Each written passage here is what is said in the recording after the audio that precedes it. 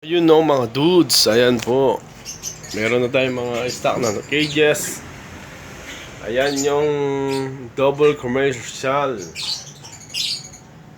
Yan, single AC. Triple cage. Ayan naman yung double cage na pangkalapate. Ayan. Meron na siyang dalawang pintuan na malalaki dito. Ayan mga dudes, yung mga pangkalapati natin na cages. Saktong-sakto yan sa mga nag-aalaga ng kalapate. Yan o. May dalawang pintuan na siya. Pangkalapate, pang breeder. Update tayo sa YouTube channel natin.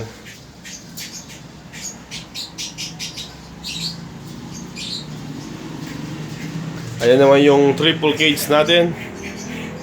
Yan, may divider na rin siya. Ito rin mga dudes, may divider na rin siya. Yan, single AC by 30. Ito, triple cage. Yan, by KGM cage. Ito naman ay double commercial.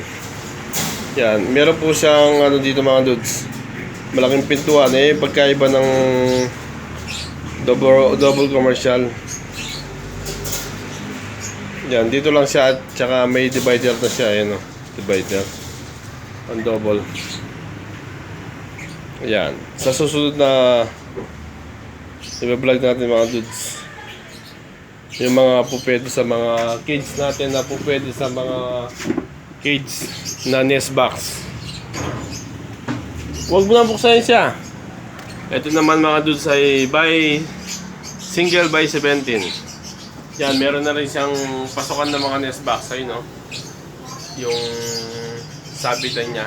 Bali, pinapasok ko na lang yung yung nest box. Ang kakasya sa nest box niyan ay 8x8 by 16.5. Dito rin sa single AC by 30 ay kasya dito ay 8x8 by 16.5. Ito naman ay mga single AC natin. Ito, double commercial.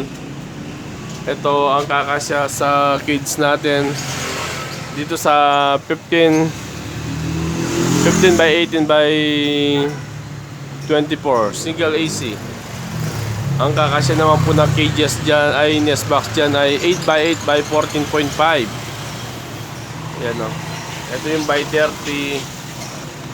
Yan, ganyan yung kahaba yung by 30. Ito by 24. Ito naman by 36 na triple cage. By 36 yan.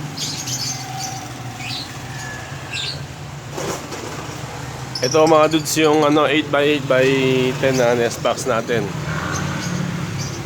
Ayan. Ito naman ay 6x6 by 9. Yun, 8x8 by 16.5. Yan yung mga sinasabi ko, 16.5.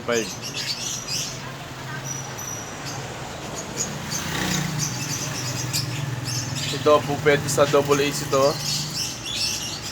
Alright. Salamat mga dudes. Hanggang sa susunod na lang.